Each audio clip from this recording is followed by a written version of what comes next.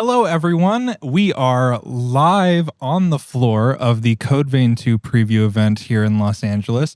I have a couple of guests with me who have just come off of 2.5, 3 hours of playing Code Vein 2. So let's start out. Say hello. Who are you?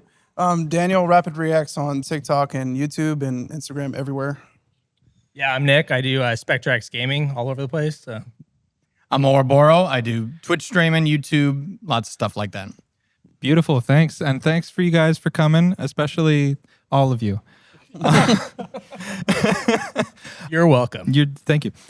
So first thing you guys jumped into when you came in today was the character creator. Now, I know we only gave you guys just the smidgenest of time. Which is a crime, by the way. Yes, I understand. But I mean, what did you guys do in that time? What did you gravitate towards? How was that? Well, you know, to be fair, if you beat it quick, you could go back to the character creator. So I spent plenty of time in the character creator. So personally, since I spent maybe 45 minutes in it, it's awesome, man. It's like all the different things you can equip, all the different like hats, all the different like unique items for both, you know, the male and female characters. Everything in there is like you really customize and create. And you can tell there's inspiration from other, you know, animes and pop culture from different hairstyles and everything. So there's a lot of cool options in there. Yeah, I'd say the same. I wouldn't want to spend too much time in it because I really wanted to like explore every corner of the gameplay. But like from what I've seen, the amount of customization options was really good, really a strong point. Yeah, no, I was extremely impressed. Code Vein character customization is always like a huge highlight for me. Yeah. So yeah, I wanted to spend way more than they gave us, but yeah, I didn't quite get as much time as you did, but I wanted it. You know, it was fun. Yeah. You got to sweat harder, man. Yeah, you got to really get those bosses good. I had to lock in quicker. Yeah. I knew I was going to lose a stupid amount of time on the bosses. That's why I was like, let me just go with the generic look from all the trailers. Let's just get going, you know? Yep. Yeah. It was really fun watching everybody kind of have a different approach in the character. Like some people were like, yeah, I want to get right into the gameplay. Some people just didn't want to be pulled away. Some people just threw on a towel and rocked the whole game in the towel. They had to tell everybody, like, hey, guys, you might want to jump into the gameplay now because some people were just thinking we're still. Yeah, that was me. They yelled, they told me, said, you better be gaming when we get back here. I was like, man, I'm not done. You know, I just started. Yeah. So, I mean, it sounds like Mr. Spectre over there, you got quite your fill, but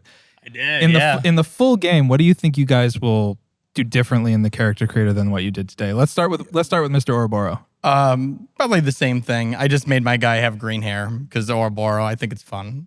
That's it. I'm a simple man. Oh, okay. But you know, there was more to it. I needed to do more. All right.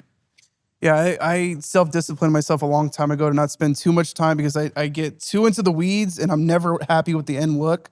So I'm just gonna be like, okay, hair's fine, eyes fine. All right, good to go. Let's go. You know. I know, right? And then for me, like in the beginning, obviously we had to go to the gameplay stuff, but once I did beat the bosses and went back to it, I realized there's like mass and there's all these cool things you can also add, and I didn't see that at first. Even customizing like the armor you had on, like I didn't see that at all in the beginning, and like there's a lot of different subsets like within all of the different traits. So I was like, okay, you can spend hours in this thing. I'm really looking forward to just how far people stretch it once the game comes out. Yeah. But moving on from that, I mean, straight from there, we threw you into a tutorial section of the game, which I'm sure all three of you were just like, menus? I'm not reading. I love menus. Oh, you love I read every single menu, like thoroughly. What was your favorite tutorial entry? I love the stat menu. The stat menu? I went over help and I read every single one. So can I ask you, what does it mean to be overburdened? It means you're fat rolling. Oh, okay. I've been unclear.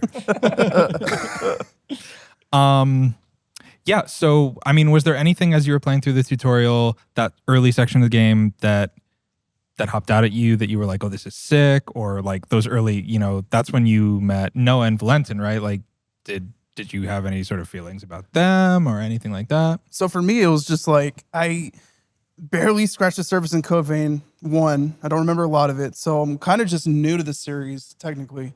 So jumping in and seeing that there's actually a story, because Souls games, they tell a lot of their story through lore. Like, no, there's actual full-fledged story in this game was something that sparked my interest. I'm a big story guy, big narrative guy. Those are my favorite types of games. So that's the thing that stuck out the most for me. Yeah, I mean, aside from the story part, like when it came to like the action stuff, I skipped it all. I was like, let me get to the killing. I'm like, obviously, if you're not used to like Souls like games, obviously yeah, you'd have to a lot of learning to go into it. But I mean, at the end of the day, you get hit, you die. So don't get hit, don't die. I was I was like, get me to the action. It's a fair strategy. Yeah. So speaking of, the partner system in Code Vein 2 has sort of evolved from the previous entry. How did you guys feel about that and the way it sort of progressed? For me, it's like, again, I don't have a lot of memory of the first one, so this was just like, I didn't even know there was like, remember like there was a companion, so I'm like, oh, there's a companion. That's something else you don't really see in other Souls games. So I was like, this is really cool, and it's a little more forgiving. It's still hard, don't get it twisted, but it's a little more forgiving because you have that ally there to help do a smidge of damage, but also help res you a couple times as long as they're not on a cooldown. So I like that for me because I do like hard games, but like I don't like to hit my head against the wall for too long. So it's like, okay, cool. I have that little bit of help. I mean, as someone who got hard carried by my mimic tier and yes, in Elden Ring, I was like, yes, give me all the companions. And like he was saying, like, yeah, you have the option to not use them, but like if you do want to use them, they're all unique. They're all have their own traits and stuff. So like I really appreciated dropping them in and out. Having that choice there is huge because there's going to be the elitist group that just want like, no, I want to solo this, and you just merge your your companion with you, and it's a solo game from there. So. That is exactly how I felt. I was gonna say let's speak to the elitist group for a moment. Yeah. So I played Code Vein, I beat all the bosses solo. Like that was super fun for me. And now that they're empowering that play style to actually like play like solo without the partner companion, like sort of like ruining aggro or moving the boss in like a weird way that is sort of unpredictable, makes it a little harder sometimes. Yeah. But I actually like playing solo, and now that there's a reason to, it's really cool. Yeah. Yeah, I actually quite like that. Yeah, and having that option too, like sometimes you do need a meat shield. And so, but you'll probably just never. Oh, I did. Oh, it was hard. I did. So after that, you guys got into this section of the game where you were introduced to Jose. So, what were your first thoughts about Jose? And just let your mind run free. How did you feel about that little gal? She's an interesting character. There's a lot of like, you could tell there's a lot of backstory there that's gonna be told throughout the course of the story.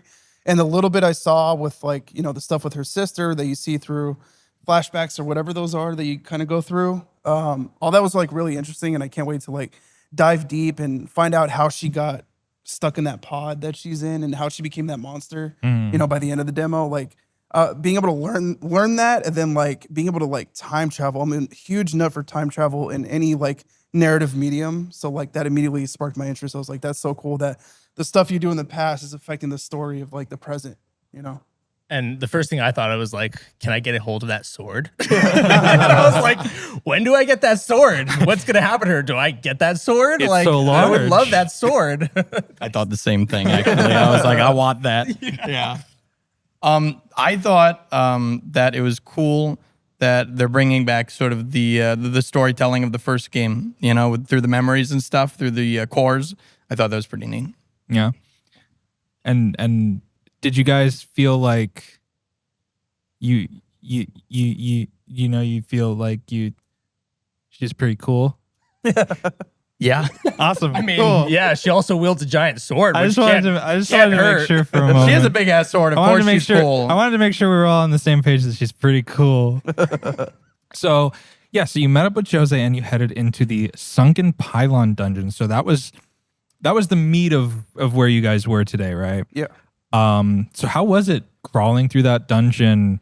Dangers around every turn, monsters that may or may not have ganked you. How was that? Let's start with Spectre down at the bottom. Yeah, I mean that's where I got the most Souls-like feel, obviously from the game, was just going through that, opening the paths that came back to kind of be able to farm certain things and stuff. So I mean I thought it was fun. I had a lot of fun going through there, fighting all the different enemies. There's some harder enemies that kind of kicked my butt once in a while, so I knew the next time just to run by them, do the good old Souls like just sprint through, just get to the end, find the exit and get out of there as quick as possible. But no, I had a lot of fun going through there and trying out. That's when we got to try all the different weapons. So testing out all the different weapons was fun. I think there were 7 different types of weapons 7 that we got to different use, weapon but I still was always gravitating towards the longsword. I like the moveset of it, like the specials. I had a ton of fun using that, especially for like crowd control. Like when all the enemies, there's some areas where like I would fall by accident, and like literally all the enemies would kind of just fall down with me, and just doing like all the AOE attacks and stuff with that, it just made it a lot easier. Yeah, for me, it's I played it obviously different here than I would at home. At home, I'm very much into like over leveling to make the game a lot easier. So I would have spent a lot more time in there. For this demo today, I made sure to check like every little nook and cranny for every item I could pick up and just see how the overall exploration was. Really good time with that. Made it all the way down to the bottom. And didn't go to the side to go up the elevator and open up the gate back to the tragic. thing. So then I died down there, and I was like, great. I had to make my way all the way back down. And I was like, there has to be a shortcut or something. Oh, there it is. And then I found it. So yeah, that was all great. And yeah, I had a good time. Definitely played it differently. Like if it was me at home, I would have probably been in that same dungeon for a few hours, getting to like level 50 and getting ready for that boss. Nice. Yeah.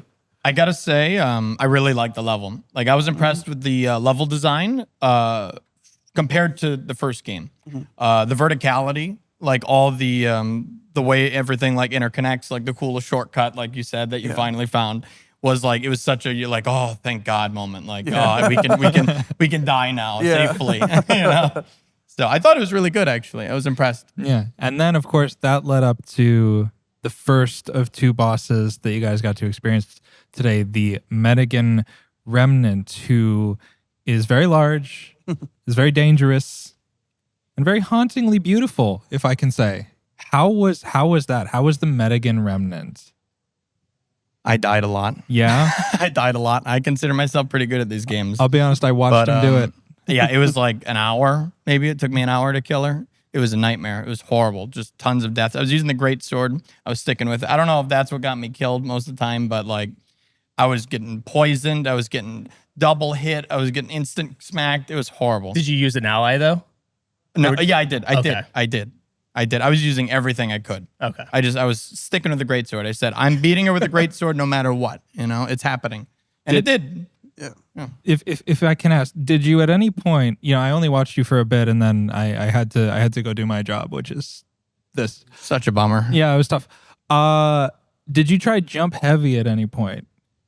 That's a thing? Yeah. No, I didn't. I didn't want to backseat you. I was watching. I was coming like, from Elden Ring, I really should have tried that. jump heavy. You heard it here first, everyone. Jump heavy It's with a funny. I great didn't even sword. jump in combat. It's funny you bring that up because I spammed the hell out of that. When I seen Yeah. how much damage that does, I was like, I am gonna just keep doing this. I'm gonna let my ally take the beating, just like you wait there, just distract her. Okay, here we go.